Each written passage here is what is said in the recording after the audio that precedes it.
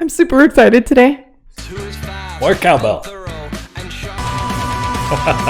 Right on. Her voice could punch you in the face. I love this one. Jive turkey. Who are you calling Jive Turkey? You.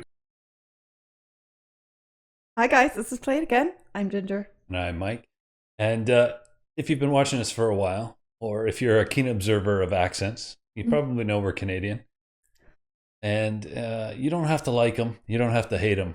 But one thing you can say about the Tragically Hip is every Canadian has a relationship with them. They are quintessentially Canadian band. Iconic Canadian rock band. It's true. And I fall in the category, and it's been proposed several times by others that I should lose my Canadian citizenship for saying so.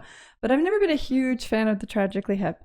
Now, I will caveat that with, I always thought their songs were really good. The instrumentation was always really good. The songwriting was really good.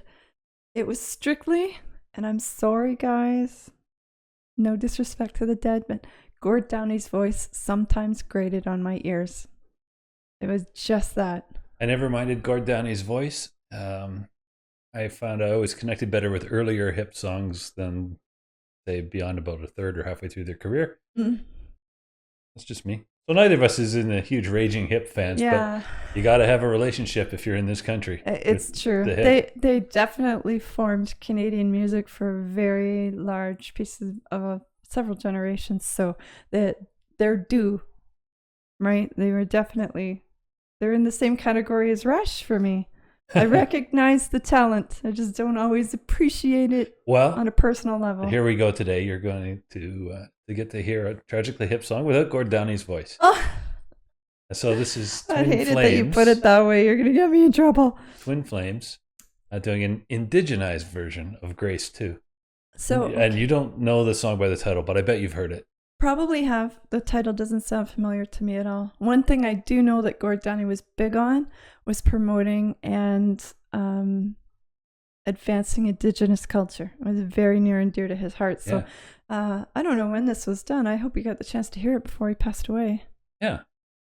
All right. Well, without any further ado, let's see if you actually know the song, and let's see how this goes. I'm thinking it's going to sound really good. I'm not familiar with Twin Flames, so I don't know what they sound like. No, but I think this is going to be good. That's my gut feel. Well, okay, so the suggestion came from Rob Taylor.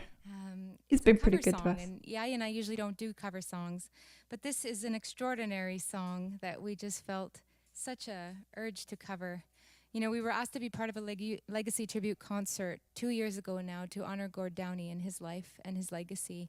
And we were honored to have to learn one of his songs. And that happened to be Grace 2. And a lot of magic happened on that stage that night. And we also included it on our new album, Omen, which just came out. So check that out.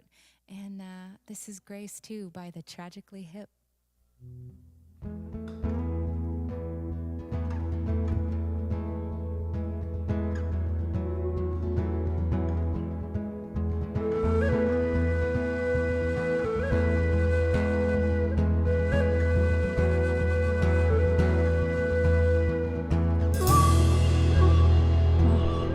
Sounds so good.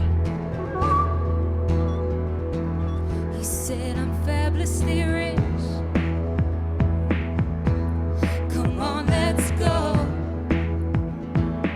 She kinda bit her lip. Geez, I don't know, but I can guarantee there'll be no knock on the door.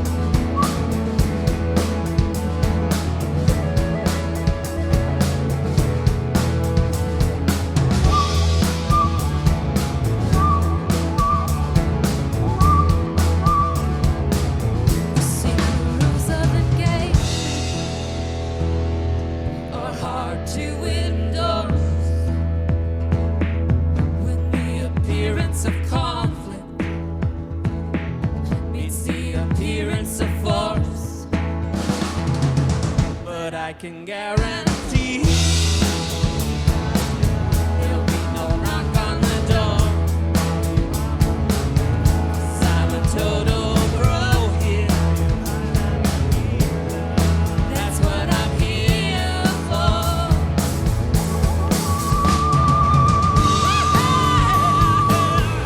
Come downtown, more than ready for you. All this strength and its frustration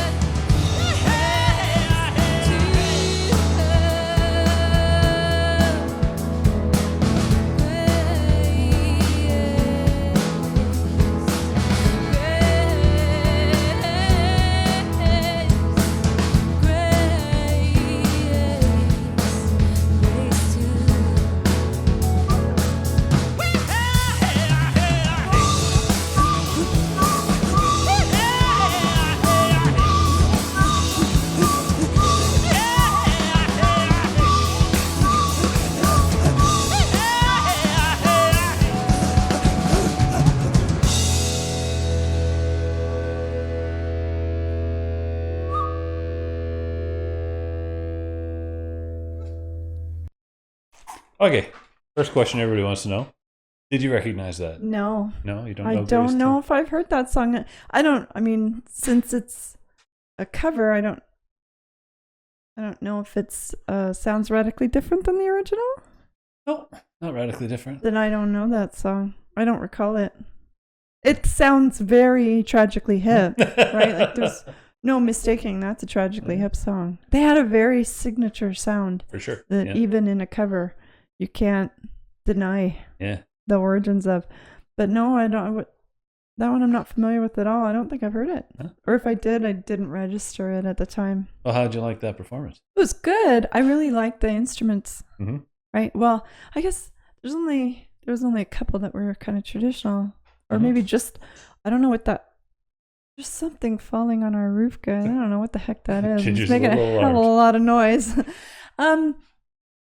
There's some kind of flute, Yeah. but it's. I mean, I don't know enough about indigenous instruments to know what it's called. I'm sure it has a special name. I don't know enough about flutes either. It's very cool. I like the sound that it makes. Mhm. Right. I've heard that sound before, but I never really quite registered what was making it. Right. Yeah, so one of the ways it was more obviously indigenized is Mhm. that guy's vocals, Mhm. right? Which were great. Yeah. I heard it like that. That was a nice touch. It was good. Yeah. Yeah, he was fire. That's for sure. I was paying attention. Ginger has eyes, and he has shoulders and a chest. I'm not usually a man bun person, but some things can be overlooked. It's true. But his vocals were really good. You're right. It was a great addition to, like I said, without knowing what the original sounded like, I don't know how much different it is. I mean, there was a backing vocal there, but it was a typically hip style kind of thing, Yeah, right? So yeah. that was a little different. Mm-hmm. It was good But though. cool, yeah. I liked it. Yeah. So good suggestion, Rob. Thanks for that. Hopefully you all enjoyed that too. I know you're going to want to say play it again. Don't forget to hit like, subscribe to the channel, turn on your notifications. You can find us on Twitter. We are at PlayItAgainMG. And thanks for coming out, guys.